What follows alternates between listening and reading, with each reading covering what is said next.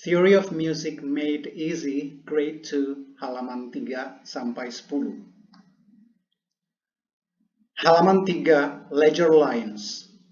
Ledger lines adalah garis yang ditambahkan di atas atau di bawah stave untuk menunjukkan letak not yang ditulis di luar stave.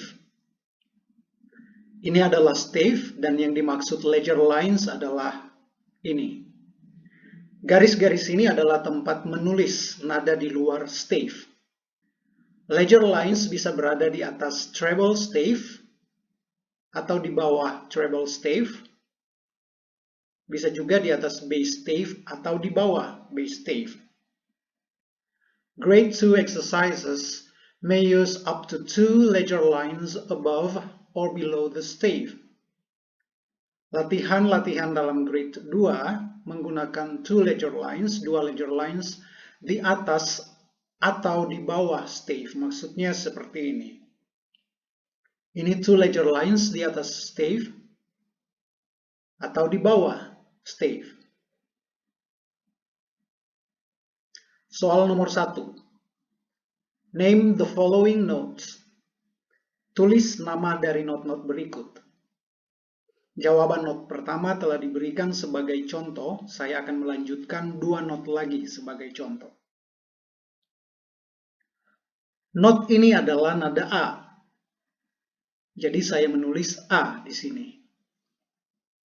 Not berikutnya adalah nada B. Jadi saya menulis nada B di sini. Oke? Soal nomor 2. Write the notes named. Tulis atau gambar not yang diberi nama. Soal ini adalah kebalikan dari soal sebelumnya. Pada soal sebelumnya, soal nomor 1, gambar notnya sudah ada, yang diminta adalah nama notnya. Sementara pada soal nomor 2 ini, nama notnya sudah ada, dan yang diminta adalah menulis atau menggambar notnya. Sebelum menggambar not, perhatikan baik-baik bahwa ini adalah bass stave. Jadi pakai bass clef atau F clef, bukan treble clef. Sangat sering terjadi kesalahan hanya karena kurang memperhatikan clefnya. Sebagai contoh, nada B. Letaknya di sini. Contoh berikutnya, nada C letaknya di sini, pada garis bantu pertama di atas bass stave. Contoh berikutnya, nada D letaknya di sini, yaitu pada spasi di atas garis bantu pertama. Soal nomor 3. First, name the note. Then, rewrite the note in the other clef. Pertama, tulis nama not. Kemudian tulis kembali, maksudnya tulis not yang sama, pada clef yang berbeda. Coba perhatikan contoh yang diberikan, yaitu bagian A. Pada contoh A, posisi treble stave sejajar dengan bass stave. Letak 2 stave sejajar seperti ini kadang ditemukan dalam skor musik. Saat menemukan hal yang seperti ini, kita harus mampu membayangkan atau menggambarkan dalam pikiran bahwa posisi treble stave dan bass stave sebenarnya seperti ini. Treble stave berada di atas bass stave dan bass stave berada di bawah treble stave. Jadi walaupun treble stave dan bass stave ditulis sejajar seperti ini, posisi sebenarnya adalah seperti ini. Treble stave berada di atas dan bass stave berada di bawah. Dengan demikian, kedua not ini adalah not yang sama, hanya ditulis pada stave yang berbeda. Letak kedua nada ini sebenarnya ada di sini. Not ini sama saja dengan not ini. Begitupun dengan not ini. sama saja dengan not ini. Ini akan terlihat jelas kalau bagian tertentu saya hapus. Coba perhatikan. Kalau bagian ini saya hapus, dan bagian ini juga saya hapus, akan terlihat sama, ya kan? Begitupun jika not ini dilihat dari sudut pandang base stave. Artinya diletakkan pada base stave. Jika saya menghapus bagian tertentu, akan terlihat lebih jelas. Tetapi sebelum itu, perlu dipahami bahwa sebenarnya di antara bass stave dan treble stave ada satu garis, yaitu garis nada C tengah. Tetapi pada skor musik tidak ditulis, kecuali saat menulis nada C tengah atau nada-nada di sekitar garis ini. Itu pun tidak ditulis sebagai garis panjang, tetapi garis pendek, ledger lines, atau garis bantu. Oke? Lanjut. Jika bagian ini saya hapus, ini juga saya hapus, ini saya hapus, dan garis atas juga saya hapus, bisa terlihat bahwa kedua nada ini sama, ya kan? Sama, karena terletak pada spasi di atas garis bantu kedua dari bass stave. Kelihatannya tidak persis sama karena jarak antara garis bantu yang tidak sama. Agar semakin jelas, saya akan mengatur sehingga garisnya berdekatan. Jadi garis tengahnya saya geser ke atas, seperti ini. Lalu stave-nya juga saya geser ke atas. Oke. Bagian ini saya hapus. Nah, sama persis. Ya. Ini sudah terlihat sama. Jadi sekali lagi, dua not ini sama saja dengan not ini. Hanya saja dilihat dari sudut pandang yang berbeda atau ditulis pada stave yang berbeda. Not yang pertama ditulis pada treble stave berarti dilihat dari perspektif treble stave atau dari sudut pandang treble stave. Sementara not yang kedua ditulis pada bass stave yang berarti dilihat dari perspektif bass stave. Jadi sekali lagi, kedua not ini adalah not yang sama. Baik, kita kembali ke soal. First, name the note. Then rewrite the note in the other clef.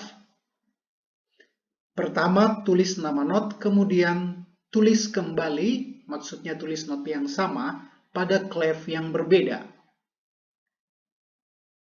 Saya akan mengerjakan bagian E sebagai contoh. First, name the note. Pertama, tulis nama not. Nama not ini adalah D. Then rewrite the note in the other clef. Lalu tulis nada yang sama pada clef yang berbeda. Dalam hal ini, bass clef. Nada pada treble clef ini sama saja dengan nada ini pada bass clef. Jadi jawabannya seperti ini. Halaman 4. Nomor 4. Match the notes to the letter names. Cocokkan atau pertemukan not-not dan nama-nama not. Cara mencocokkannya adalah dengan membuat garis yang menghubungkan keduanya. Sebagai contoh, not ini adalah nada A.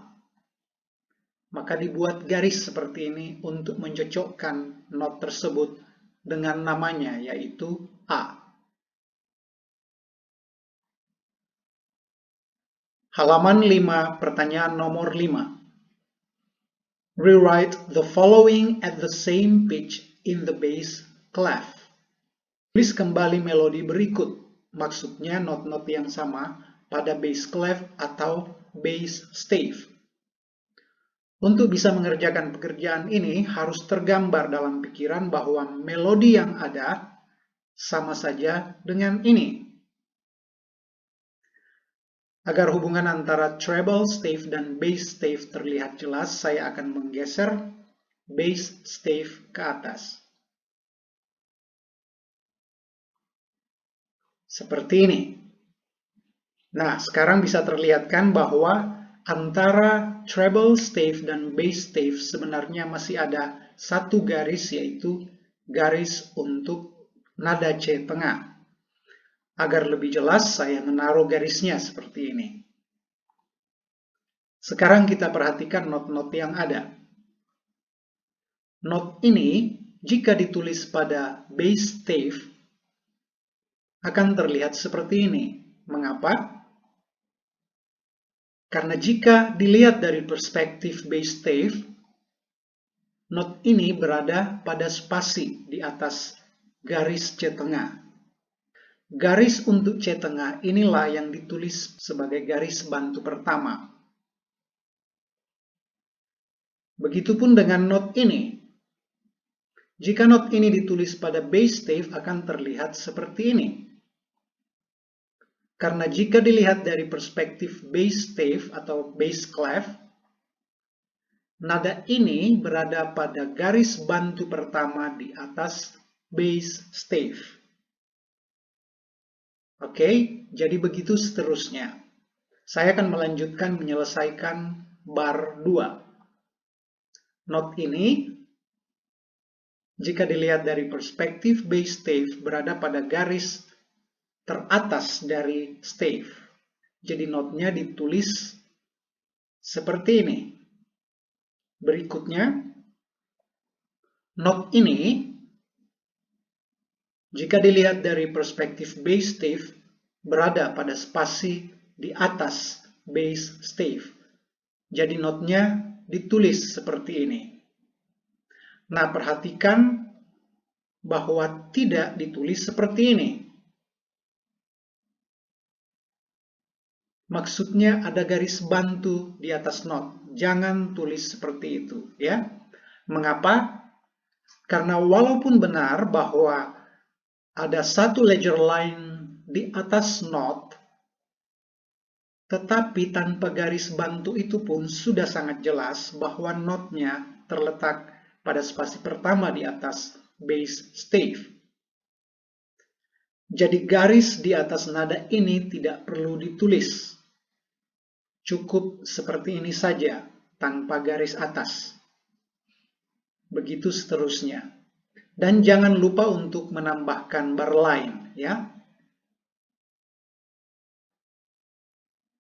Soal nomor 6. Rewrite the following at the same pitch in the treble clef.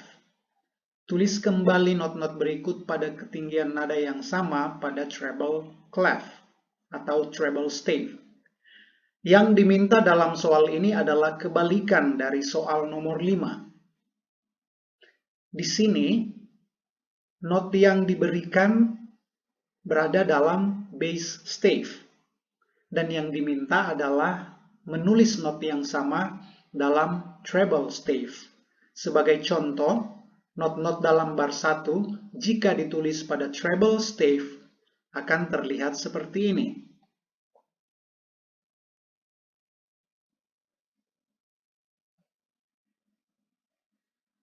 Halaman 6, time signature. Dalam buku grade 1, kita sudah mempelajari hal-hal dasar tentang time signature. Dalam buku teori grade 2 ini, akan ada informasi tambahan. Bagian ini menjelaskan nama lain dari not-not. Yang berwarna biru adalah British name, nama-nama yang dipakai di Inggris, dipakai orang-orang Inggris. Sementara yang warna kuning adalah American name, nama-nama yang dipakai orang Amerika. Cara membaca American name adalah whole note, half note, quarter note, dan eighth note. American name ini sebenarnya lebih familiar bagi kita orang Indonesia. Karena nama-nama ini sama dengan nama-nama not yang kita pakai dalam bahasa Indonesia, yaitu not penuh, not setengah, not seperempat, dan not seperdelapan. Informasi tambahan, American name inilah yang kita temui misalnya pada layar portable keyboard Yamaha. Saat memilih style pada layar keyboard Yamaha akan muncul seperti ini. Angka 8 dalam style 8-bit ballad 1 merujuk kepada 8 note atau not seperdelapan. American name. Ya. American name juga berhubungan langsung dengan time signature. Sebagai contoh, time signature 4/4, 4/4. 4/4 maksudnya 4 kali seperempat. Nah, seperempat ini berasal dari sini. Oke? Dengan demikian, 4/4 itu berarti 4 kali not seperempat. 4 kali quarter note. Begitupun misalnya dengan time signature 2/2, 2/2. 2/2 maksudnya 2 kali seperdua. Dan seperdua ini berasal dari sini. Jadi 2/2 itu artinya 2 kali not seperdua atau 2 kali half note. American name berhubungan langsung dengan time signature. Oke, satu hal lagi yang perlu diklarifikasi, bahwa di buku teori 1 kita belajar count, ya, ingat count, nilai ketukan, misalnya semi-breve adalah 4 counts, minimum adalah 2 counts, crochet adalah 1 count, dan seterusnya. Count ini berbeda dengan American name. Jadi jangan sampai dikacaukan antara count dan American name. Yang ini adalah ketukan, count, ya. Sementara yang ini adalah nama. Oke? Baik, kita ke penjelasan berikutnya. Simple duple, simple triple, dan simple quadruple. Simple duple artinya 2 beats in a bar, 2 ketukan dalam satu bar. Simple triple artinya 3 beats in a bar, atau 3 ketukan dalam satu bar. Simple quadruple artinya 4 beats in a bar, atau 4 ketukan dalam satu bar. Jenis not yang dipakai dalam setiap ketukan bisa berbeda. Contohnya seperti ini. Simple triple berarti ada 3 ketuk dalam satu bar. Setiap ketukan itu bisa minimum, bisa juga crochet, atau quiver. Jadi not apapun itu, selama ia terdiri dari 3 ketuk, disebut simple triple. Jadi simple triple hanya menunjukkan berapa ketuk dalam satu bar, dan tidak menunjukkan jenis not apa yang dipakai untuk tiap ketukan. Berikutnya, penulisan 4/4 sering juga diganti dengan simbol C, dan disebut common time, artinya time signature yang umum dipakai. Penulisan 2/2 sering juga diganti dengan simbol C dengan garis vertikal di tengahnya, dan disebut ala breve. In a time signature, the top number tells how many beats in a bar. The bottom number tells the kind of note used to represent the beat. Dalam time signature, angka sebelah atas, yaitu angka 4, menunjukkan ada berapa ketukan dalam satu bar. Ingat, angka 4 inilah yang menunjukkan simple quadruple. Sementara angka yang di bawah, yaitu angka 1/4, menunjukkan jenis not yang merepresentasikan setiap ketukan atau jenis not yang dipakai untuk setiap ketukan. Jenis not ini merujuk kepada American name yang saya bahas sebelumnya.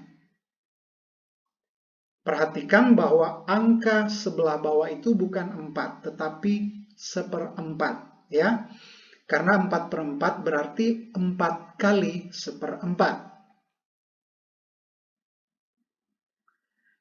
In 3/2, 3 stands for the number of beats. 2 stands for minimum beats. Sebagai contoh, dalam time signature 3/2, 3/2, angka 3 menunjukkan bahwa jumlah ketukan dalam satu bar adalah 3 ketuk. Sementara angka 2 maksudnya 1/2, ya, menunjukkan bahwa tiap ketukan adalah not 1/2 atau minimum. Not 1/2 adalah American name. Minimum adalah British name. Therefore, 3/2 means 3 minimum beats in a bar. Dengan demikian, 3/2 artinya ada 3 ketukan minimum dalam satu bar. Masih di halaman 6, soal nomor 1. Complete the following. Lengkapi kalimat berikut. Sebagai contoh, saya akan mengerjakan yang pertama. 4/4 means 4 crochet beats in a bar. Jadi 4/4 berarti ada 4 ketukan crochet dalam satu bar. Nah, jangan lupa untuk menulis crochetnya agar jelas. Ya, jadi nada crochetnya perlu ditulis. Halaman 7. Soal nomor 2. Write the required time signature. Tulis time signature yang diminta. Sebagai contoh, simple quadruple artinya 4 ketuk. Sementara minimum beats berarti not 1/2 atau half note, ya, untuk American name. Dengan demikian, time signature-nya adalah 4/2, 4/2. Soal nomor 3. Prefix the correct time signature. Dahului atau tulis di depan, di bawah tanda yang disediakan, time signature yang tepat. Saya akan mengerjakan bagian A sebagai contoh. Di sini ada 3 crochet, berarti ada 3 crochet beats in a bar. Ya, dengan demikian, time signature-nya adalah 3/4, karena 3/4 berarti ada 3 ketukan crochet dalam satu bar. Halaman 8. A bar rest or semi-brief rest is used to fill a complete bar in the following time: 2/4, 3/4, 4/4, 2/2, 3/2, and 3/8. Artinya, semi-brief rest atau tanda diam, tanda istirahat, semi-brief, juga disebut a bar rest. Dipakai untuk mengisi satu bar yang kosong dalam time signature apapun. Jadi selain sebagai tanda diam atau tanda istirahat 4 ketuk, atau tanda diam semi-brief, tanda ini juga dipakai sebagai tanda diam atau tanda istirahat selama satu bar dalam key signature apapun. Soal nomor 4. Insert the correct rest at places marked seperti yang tertulis. Di bawah tanda yang diberikan, ya, di bawah mark yang diberikan, isi rest, tanda diam atau tanda istirahat yang benar. Rest yang dimaksud adalah ini. Jadi rest ini dipilih untuk mengisi tempat yang disediakan dalam setiap bar. Saya akan mengerjakan bagian A sebagai contoh. Bagian A ini time signature-nya adalah 4/4, yang artinya 4 crochet beads in a bar. Ada 4 crochet dalam satu bar. Di sini sudah ada 3 crochet.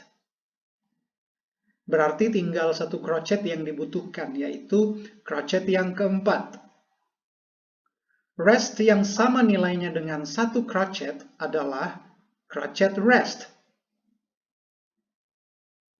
Dengan demikian, jawaban untuk bar 1 adalah seperti ini, diisi dengan crochet rest. Soal nomor 5. Soal nomor 5 ini pada dasarnya sama dengan soal nomor 4, yang berbeda hanya pilihan rest-nya saja. Halaman 9. Soal nomor 6. Add the missing bar lines to the following. Tambahkan bar line atau garis birama yang hilang pada melodi berikut. Sebagai contoh, saya akan mengerjakan bagian A. 3/4 berarti 3 crochet beads in a bar, atau ada 3 ketukan crochet dalam satu bar. Ini adalah crochet pertama, crochet kedua, dan crochet ketiga. Jadi sudah ada 3 crochet dalam satu bar. Sudah sesuai dengan time signature. Berarti bar line yang hilang ada di sini. Selanjutnya, crochet pertama, ini adalah crochet yang kedua, ini adalah crochet yang ketiga. Berarti bar line selanjutnya adalah di sini. Kemudian, ini crochet yang pertama, crochet rest. Ya, ini crochet rest, jadi ini crochet yang kedua. Ini crochet yang ketiga. Bar line selanjutnya berarti ada di sini. Not yang terakhir ini sudah cukup 3 crochet karena dotted minimum sama dengan 3 crochet. Soal nomor 7. Correct the notes by darkening or adding beams to match the time signature. Koreksi not-not berikut dengan cara menghitamkan not atau menambahkan beam agar cocok dengan time signature-nya. Beam itu bendera atau tail yang dijadikan garis. Sebagai contoh, saya akan mengerjakan bagian A. 3/2 berarti 3 minimum beats in a bar, atau ada 3 ketukan minimum dalam satu bar. Di sini ada 4 minimum. Sementara berdasarkan time signature harusnya ada 3 minimum. Jadi masalahnya adalah bagaimana caranya agar 4 minimum ini bisa menjadi 3, sehingga cocok dengan time signature-nya. Caranya seperti ini, dengan menghitamkan 2 not. Not mana yang dihitamkan itu terserah, selama 2 not saja yang dihitamkan. 2 dari 4 not. Jadi yang dihitamkan boleh not 1 dan not 2, atau not 2 dan not keempat, dan seterusnya. Dengan menghitamkan 2 not, maka 2 not tersebut bernilai 1 minimum. Jadi ini adalah minimum yang pertama, minimum yang kedua, dan minimum yang ketiga. Jadi ada 3 minimums dalam satu bar, atau 3 ketukan minimum dalam satu bar. Dan ini sudah cocok dengan time signature-nya, yaitu 3/2. Silakan melanjutkan latihan. Untuk bagian B, sebagai clue, not-notnya akan dihitamkan dan ada yang harus pakai beams. Oke? Halaman 10. These two rhythms may look different, but they sound the same. Kedua ritme ini terlihat beda, tetapi sebenarnya bunyi ketukannya sama. Mengapa bunyi ketukannya sama? Karena walaupun tiap ketukan dalam melodi sebelah atas direpresentasikan dengan minim, sementara melodi bawah satuan ketukannya direpresentasikan dengan crotchet, namun keduanya akan terdengar sama, karena sama-sama dua ketuk dalam satu bar, dan urutan ketukan serta pembagian ketukannya sama. Maksudnya, bar pertama sama-sama terdiri dari dua ketuk, dan tanpa pembagian ketukan. Bar kedua sama-sama terdiri dari dua ketuk, dengan ketukan kedua yang sama-sama terbagi dua. Kemudian bar ketiga sama-sama terdiri dari satu not yang bernilai dua ketuk. Soal nomor 8. Copy out the following halving the note values. Then state the kind of time, duple, triple, or quadruple. Salin kembali melodi berikut dengan membagi dua nilai-nilai notnya. Membagi dua nilai-nilai not inilah yang dimaksud dengan halving the note value. Kemudian tulis jenis time-nya. Apakah duple, triple, atau quadruple. Sebagai contoh, saya akan mengerjakan bagian A.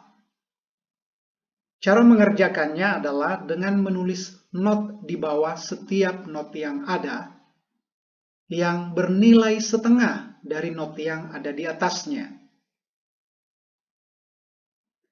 Setengah dari crotchet adalah quaver. Begitupun dengan dua crotchet berikutnya. Setengah dari minim adalah crotchet. Setengah dari crotchet rest adalah quaver rest. Jadi silakan melengkapi dua bar berikutnya dan di akhir frase tulis jenis time-nya. Kedua melodi ini adalah triple. Time-nya adalah triple. Mengapa? Karena baik melodi sebelah atas maupun yang sebelah bawah sama-sama 3 ketuk. Jadi not apapun yang dipakai untuk setiap ketukan tidak berpengaruh, karena yang membuat melodi itu triple kalau ketukannya 3 ketuk. Pertanyaan nomor 9. Rewrite the following but double the note values. Then state the kind of time, duple, triple, atau quadruple. Tulis kembali melodi berikut dengan mendouble nilai dari setiap not. Kemudian menulis jenis time-nya, apakah duple, triple, atau quadruple. Soal nomor 9 ini adalah kebalikan dari soal nomor 8. Soal nomor 8 meminta untuk membagi dua setiap nilai not yang ada atau halving the note values, sementara soal nomor 9 yang diminta adalah mendouble nilai setiap not. Selamat mengerjakan latihan-latihan.